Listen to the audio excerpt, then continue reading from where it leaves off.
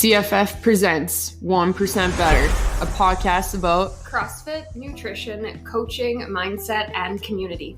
Join us as we embark in casual conversation to shed light on what life is like within these black and yellow walls. With episodes coming at you every Monday, you can follow along with Coach Whitney and Taryn as we talk shop about all things CFF.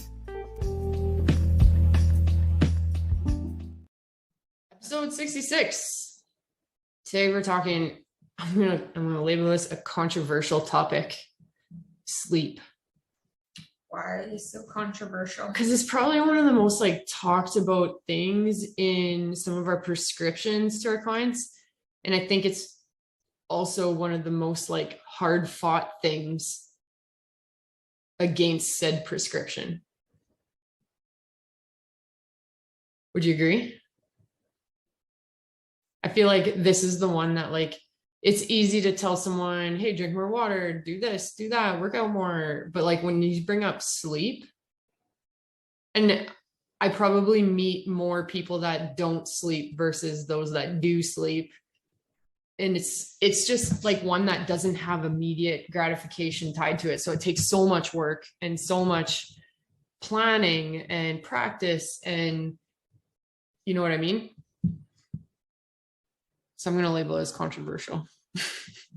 I think it's because people think it's out of their control. Yeah. When you shut your eyes, what happens after that is out of your control. Yeah. I think that's why people struggle with it so much. I agree on that one. Yeah. Yeah. But I think also in the same breath, you can prescribe all these other things and they could execute 100% on them. And there's only a certain point to which they work, where if you're not dealing with your sleep issue, you know what I mean? For sure. Weight loss and stress management and stuff. Recovery, injuries, all the, literally everything is impacted by sleep. Do you think the need for sleep is controversial though? Ooh, that's a loaded question. That's why I'm not sold on your word controversial. Maybe it is the wrong word. That's a loaded question though. Because I think people know that the need for sleep is there. Do you agree with that? Yes. I think they just settle for what they get. So I agree. I also want to add to that. I think society, albeit we know that we need sleep, society has this, if you don't work harder, stay up longer, put more hours in, you're not as successful, or whatever you might want to label it as. Mm-hmm. Go, fit more into your day. And yet I feel like our Whoop gang would disagree with that. Absolutely. Because when Barb posts her 99% sleep need met, and her quality of sleep makes me feel like a failure. I think it makes people very upset. But holy crap, Barb, all the power to you. Yeah, for sure. You know what also I think is worth noting? I think when the lockdown and the world shut down, I think it also was a revelation for a lot of people, because they were now able to sleep in and sleep longer, and maybe more deeply, because some of their stresses had gone away. Maybe they weren't going to work, or their commute was not existent anymore, et cetera, et cetera. So all of a sudden they were seeing these benefits of sleep that they didn't have before. So I kind of feel the world shutting down like that reignited some of these basic principles and the need for them. And you can go the other way with that too. Now people are home with their kids, and now they have this added stress. And but I think just it became a greater part of the conversation when people were trying to deal with stress and look after themselves, and than it ever was before. Mm-hmm. It maybe wasn't focused on as much. If we start with the basics, what is the prescribed hours of sleep needed? I would say 7 to 8.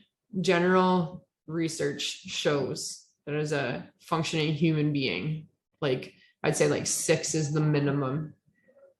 7 is good. 8 would be you're a rock star. Where do you fall in that? Just over 6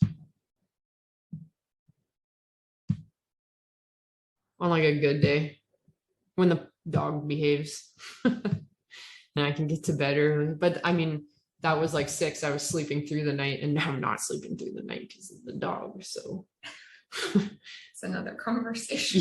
Yeah. For another day. Well, and I mean, we can go there too, because our clients too will be like, okay, well, I don't get 7 hours because I can't sleep soundly through the night. I'm up, or I'm staring at the ceiling, and you know what? Naps count towards that debt.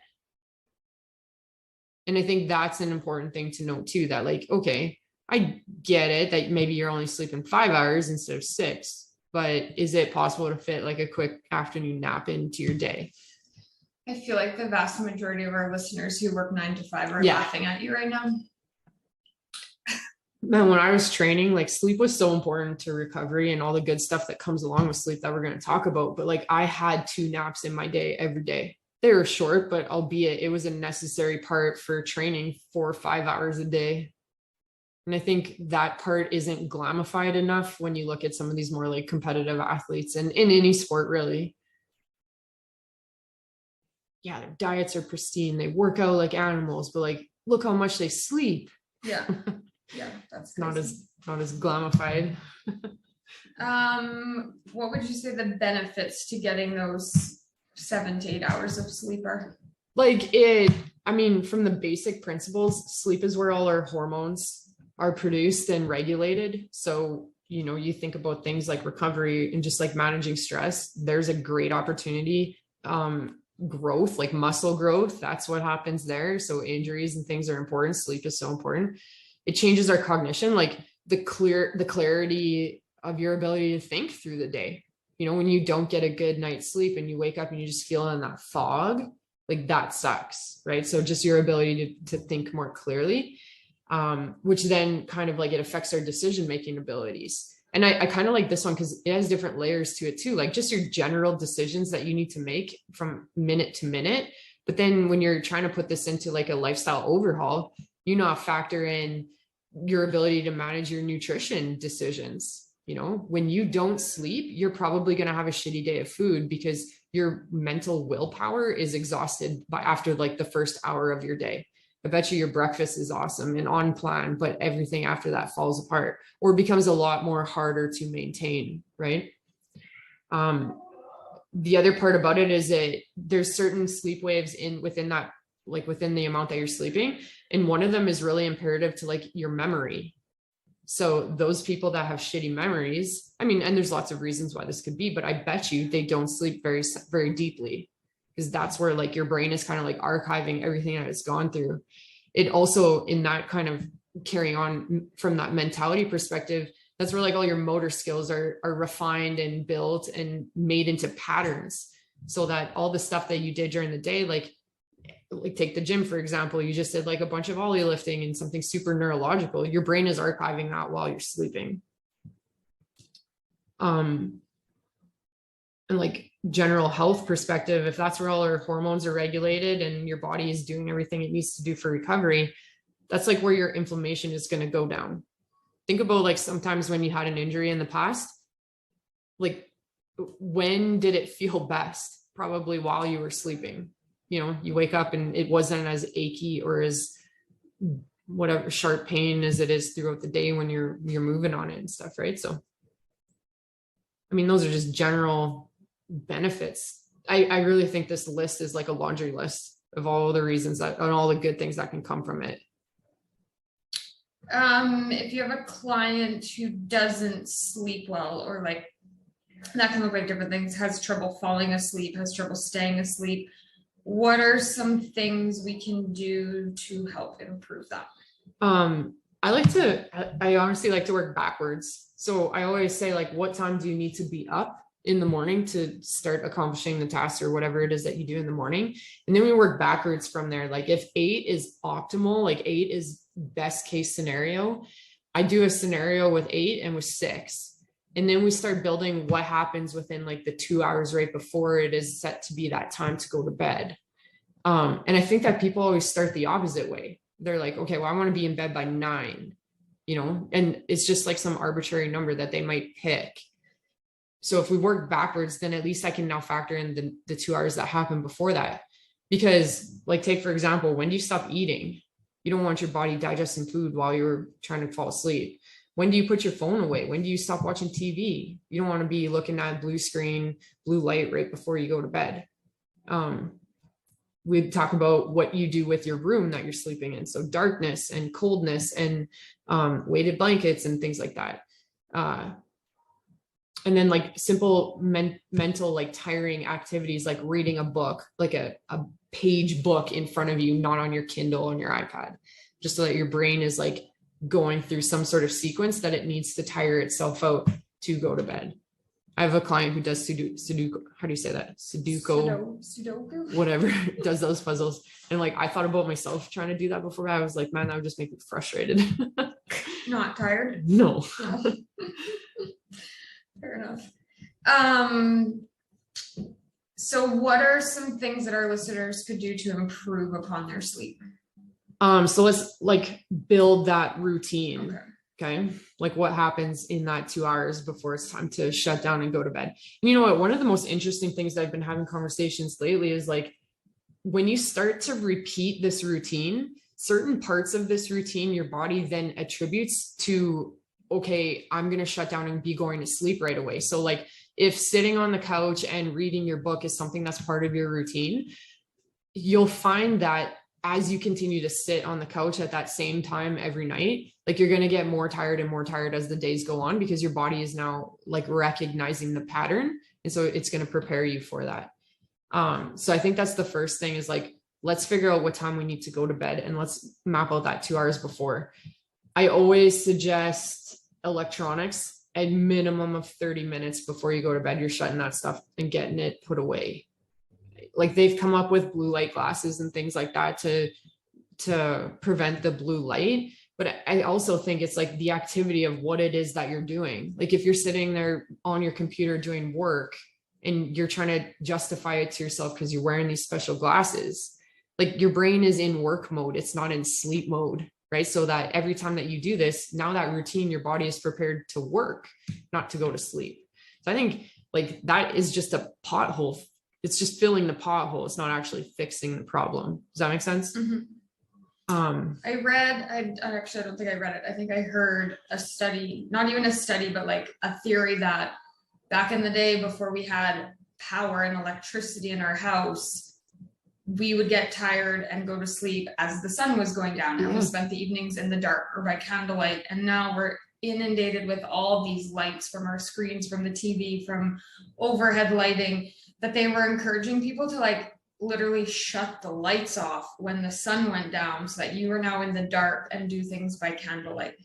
I thought that was very interesting. That comes back to your circadian rhythm, right? Just your flow with your surroundings. Mm-hmm. Like we weren't meant to stay up as late as we stay up. Yeah.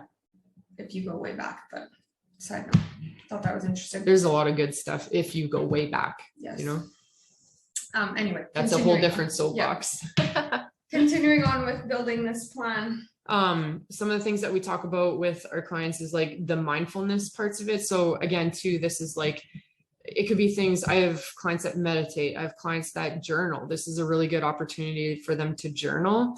Again, too, like you're doing something that's going to tire your brain out. You're being reflective. You're going through the process of writing and just kind of like archiving your day, whatever that might mean.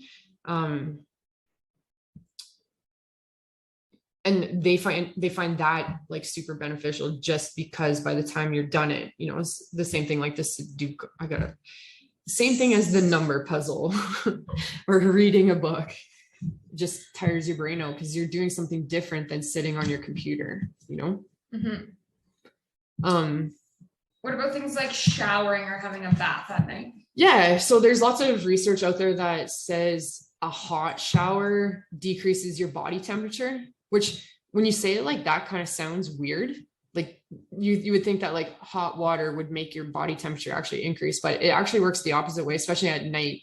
I think because your body is recognizing that it's time to shut down. And so if you take a hot shower, you're probably going to be more likely to fall asleep a lot quicker. I'm just going to like, that is something I do. Like sometimes I save my shower for the end of the night and I make it hot. I like hot showers. That's why I'm a good sleeper. I'm an evening shower too, and I don't have trouble falling asleep. Yeah. Most times. Interesting. What can people do during the daytime to support their sleep?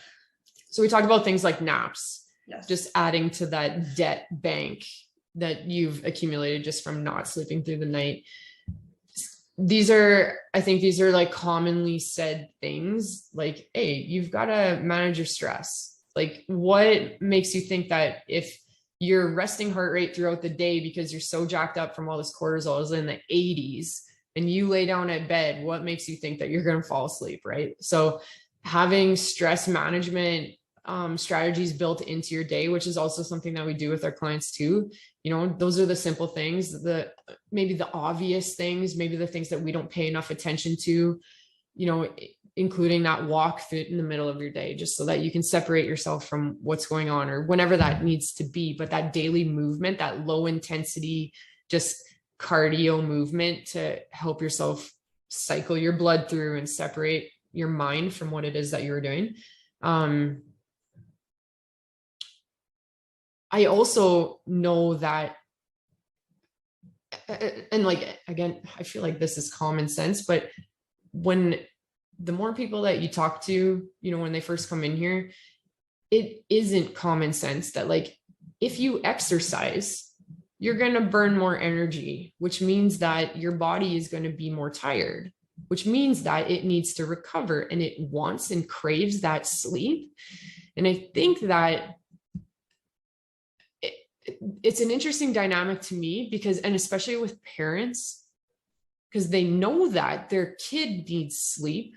Like the kid is so active, and when they don't get sleep, they're cranky and there's mood changes and things like that. So like they can apply these principles and see how they're important for a kid, but yet we lose that concept to apply it to yourself for the exact same reasons.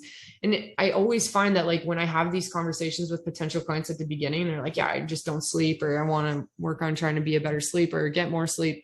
And all of a sudden they start working out consistently. And, you check in with them on goal reviews and they're saying like, yeah, I sleep way better now than before I began working out. Well, yeah, obviously, like you're putting your body through something it hasn't been through in a long time. And you need that sleep to help your body continue doing what you want it to do. So like, it's interesting. The people that don't exercise, like that's not like, you want it to be common sense, but I can understand how it's not common sense. We were talking before we started about the impact of vitamin D3, like sunlight. Oh yeah, this is something. I thought this was interesting. So lack of sun exposure obviously is going to decrease your vitamin D3 levels. And as I began reading this, like, yeah, that makes more sense for us too. Like, especially during the winter when A, there's less sunshine available, but B, we're also not outside as much. Like, who wants to be outside in -50? Let's just be honest. It's not me. But having adequate levels of D3 is actually important into how serotonin is made in your body. So remember at the beginning, we talked about hormone regulation is done during sleep predominantly. So here are some great examples of that D3 makes serotonin, and serotonin becomes melatonin, and melatonin is what makes us sleep. And as a side note, like, what is the first supplement that people take when they're not sleeping? Melatonin. But you're taking that because like your hormones aren't working, and melatonin by supplement form is actually addictive. And what's the word that I'm looking for? Like, that when you take it long enough, it stops working. Mm-hmm. And so like, if we reversed that process and started with D3 supplementation, or just getting outside more, which benefits many different things, like we've already talked about that, you could reverse and engineer that cycle and work in the proper way it's supposed to work. Mm-hmm. Melatonin is important because it's what helps us sleep, but it's also what turns our adrenals off. And so if you're a person with like super high cortisol, this is imperative for you.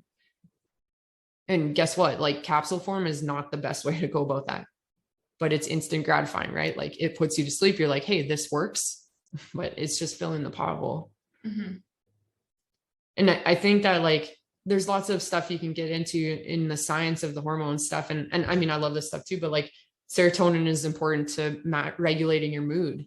So you can understand why if you don't sleep and your serotonin levels are inadequate, you're generally going to be more cranky and more agile or agitative, to less adaptive to stresses and things like that. So now you kind of like compound all these issues when really you just need to get outside more. It's interesting, right? Mm-hmm. Very. Anything else you can enlighten us on in regards to sleep? I always like the tip of like, put your phone in the other room or leave it in the kitchen or just like out of your bedroom, because we're so attached to it. We're using it before we go to sleep, but we're dependent on it to be our alarm. So therefore you don't want to put it outside of your room because you're dependent on it to be the alarm. So therefore you keep staying on it late at night, or it's the first thing you look at when you turn your alarm off, right? Like you hit snooze on your alarm, open up your thing, you look at all your notifications, and next thing you know, you're an hour long deep into your email. Or you could put it in the other room and go back to 1990 and go get a battery operated red LED lighted alarm clock and solve all those problems. Arguably, I don't have one and I'm preaching this and I'm not following through with it, but I think this is a great idea. So you're going to buy an alarm clock? Yeah, they're like $5.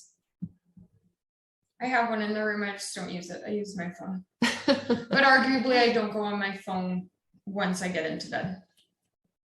And there's all like you honestly don't even need like if you wanted to be very specific about it, and I guess this kind of goes back onto your comment about artificial light, like you can get those alarm clocks that gently increase the light in your room. Mm-hmm. I've been in a hotel once that had that, and it was actually pretty cool.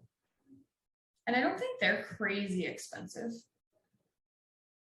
Like they're obviously more costly than the old school one, but like I don't think I'm sure people have spent money on worse things than a fancy. That's a very good point. Alarm. But it's meant to like simulate the sunlight, right? Rising with the sun. Yeah. Which goes back to like your study of back in the day. They did things right back in the day. People talk a lot about supplementation for sleep. And like we talked about melatonin supplementation.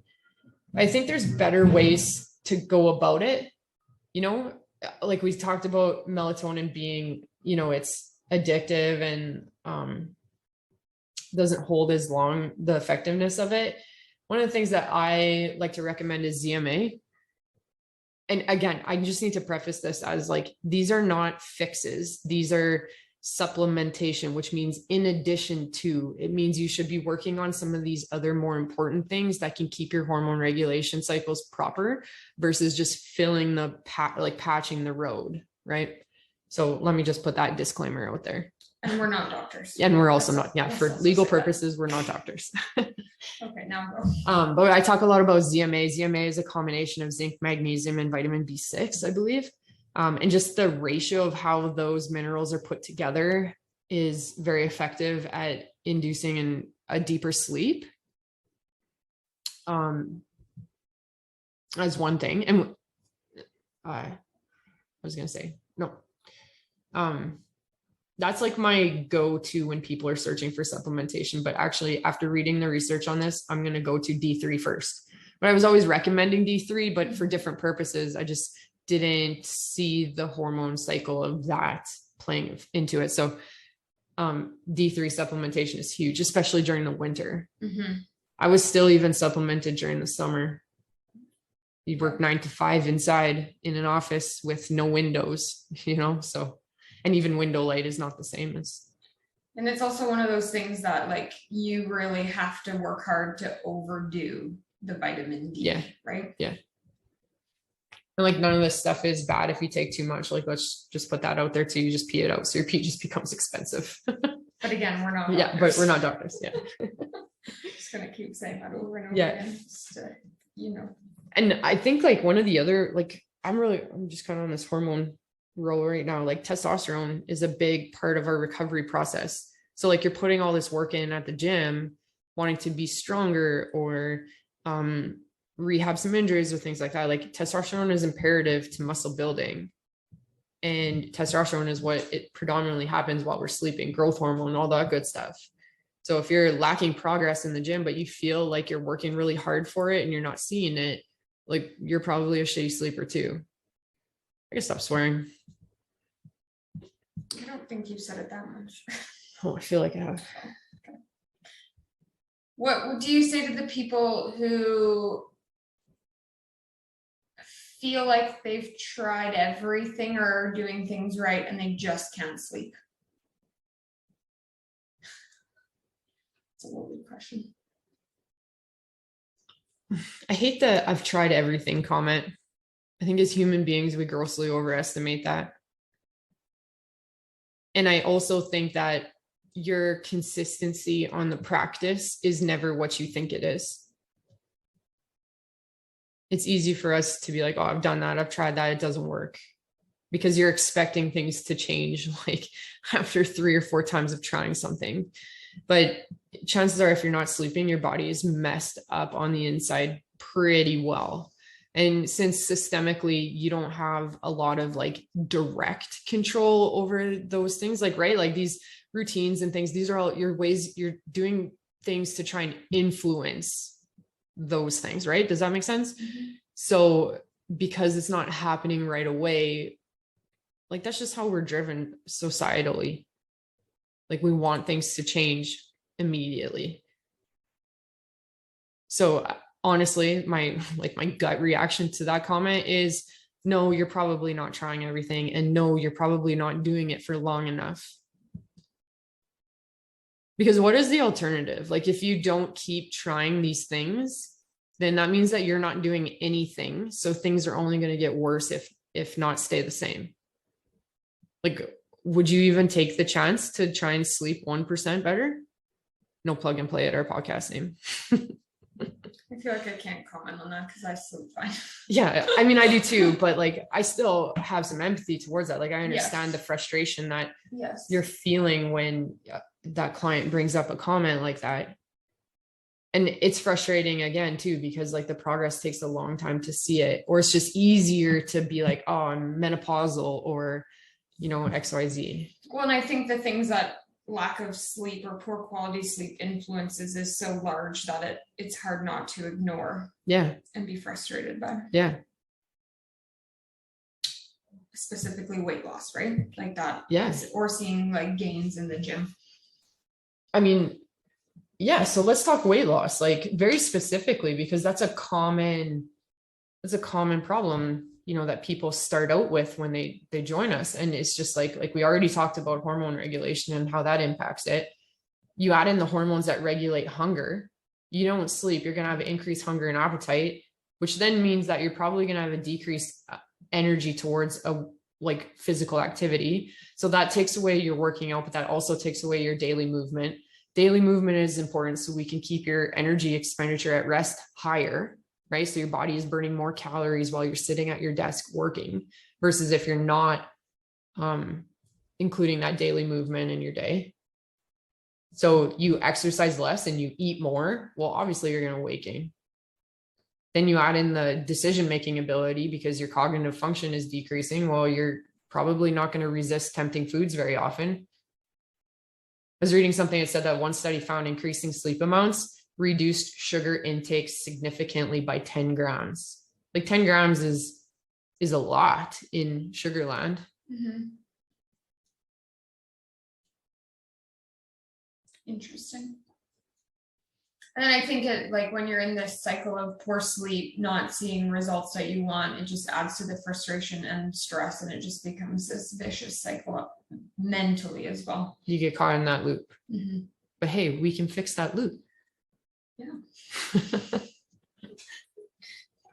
It's a big statement, but yes. I can help you fix that loop. If you were to tell people to do one thing differently tonight before they went to bed, what would that one thing be? Stop drinking alcohol. Was that what you were expecting me to say? No, What were you expecting me to say? I'm just interested. I thought it would be something more applicable to the broad audience, not you specifically. No, I don't mean that to me actually. But like, how many people sit down and have a glass of wine before they go to bed or with their supper, and they just nonchalant. And I'm not saying an everyday thing. I'm saying like 2 or 3 times a week still has a dramatic impact on your sleep. But I know what you're saying. You're like, okay, well, turn the temperature. More broad? Yeah, okay. Okay.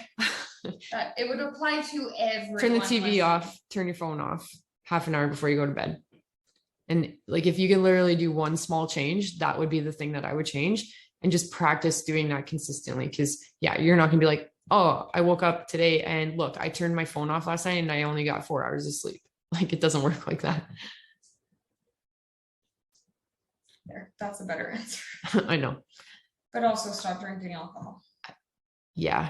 And that one comes to my mind because it has such a dramatic impact on like this is like, there's lots of research out there that speaks and speaks and speaks, but this one just really hit me hard because I basically did this experiment on myself, and the health benefits from before and after were just wild. And yeah, so that had a very big impact on me. And it's weird. I know we've talked about this in depth. I'm just going to say it one more time. Like, I didn't drink while I was training because like, that's just not what you do as a high level athlete.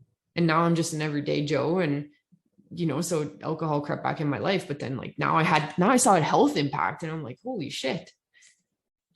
So I'm a little bit more passionate about that today than I was before. Did you avoid alcohol back when you were training because that was just like unacceptable in terms of the process, or did you understand the implications that it had towards the process? Like, you didn't drink because your fellow athletes didn't drink and that was how, like, that was just the way, or did you understand it would affect your recovery, your sleep? I think like I had the underlying notion that like it would affect everything, but that wasn't what drove me not to. What drove me to it was like, you have this idea of this person you want to be and how that person behaves and acts. And like, to me, in my mind, it was like, you sleep this much, you work out this much, you eat a pristine diet that is, everything is counted for, and just, you don't drink alcohol because that's like a negative behavior, and everything that you do is a positive behavior type of thing. So I think like it was more the idea of who I wanted to be or who I thought I was versus like actually weighing the impact of it negatively affecting health perspective, and performance perspectives. That's a good question. I wonder how many people think about that in regards to their sleep. Like, you see yourself as this healthy person, or you have these goals of being this healthy person. Does that visual of like who you want to be include a sleeping component to it? And I think that's where I started with my statement at the beginning was, I think people feel like sleep is out of their control.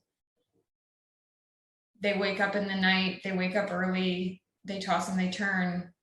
That's just how it is. Like, I think that is where people's mindset towards sleep predominantly lies. Do you think that everything we just said could maybe change that even a little bit? Oh, I certainly hope so. I hope so too. And I especially hope so for like the menopausal reasons.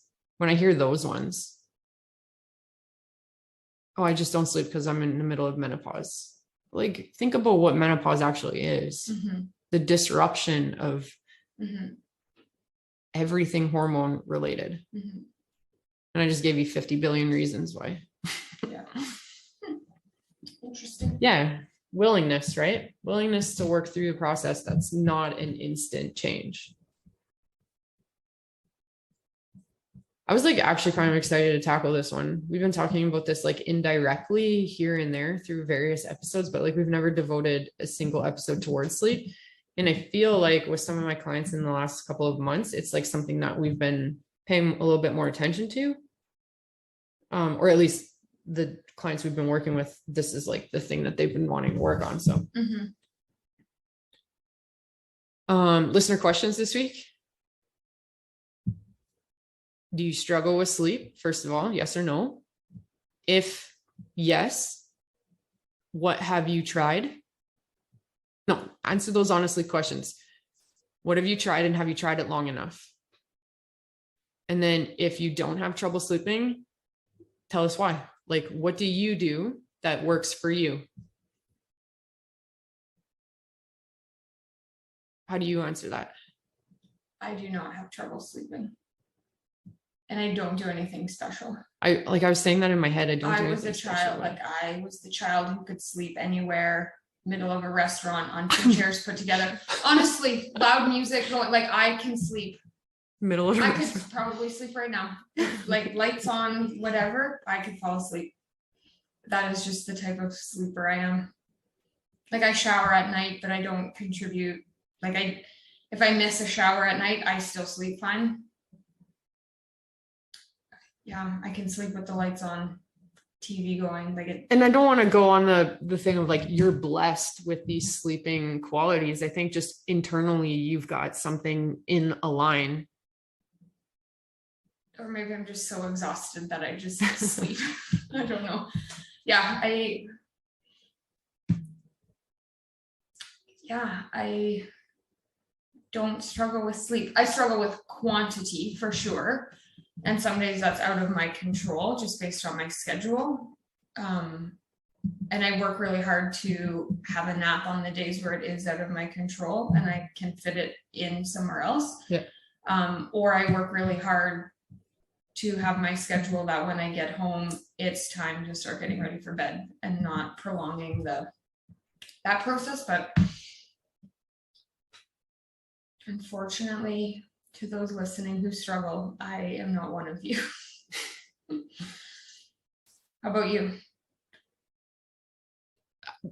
Generally speaking, I don't struggle at all. And I'm usually a very sound sleeper. Like Me as well. Once I start sleeping, I'm done until my alarm goes off. Puppy has disrupted that routine a little bit. And it's again too, like when you kind of think about all the things that go along with that, it has impact that carries over into my day for sure, which makes me frustrated. It just is what it is. Well, I just said people feel like it's not in their control. Would that be an instance where it's not in my control?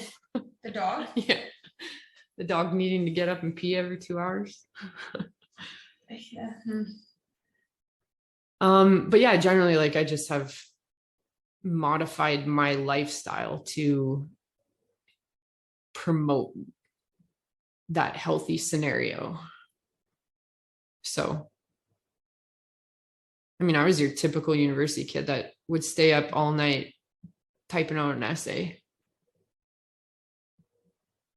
I was a big night hawk, actually. Night owl. Whatever. That's the animal you want. Okay, owl. Like I was that kid that was playing video games and shit in the middle of the night. I was not that kid. I was that kid. And now I sleep like a dream. So it can change. All right. So listener questions, you know what to do. Send your answers to us. As always, follow our socials, Facebook, Instagram, Twitter. Episode 66, sleep. Have a good night's sleep tonight.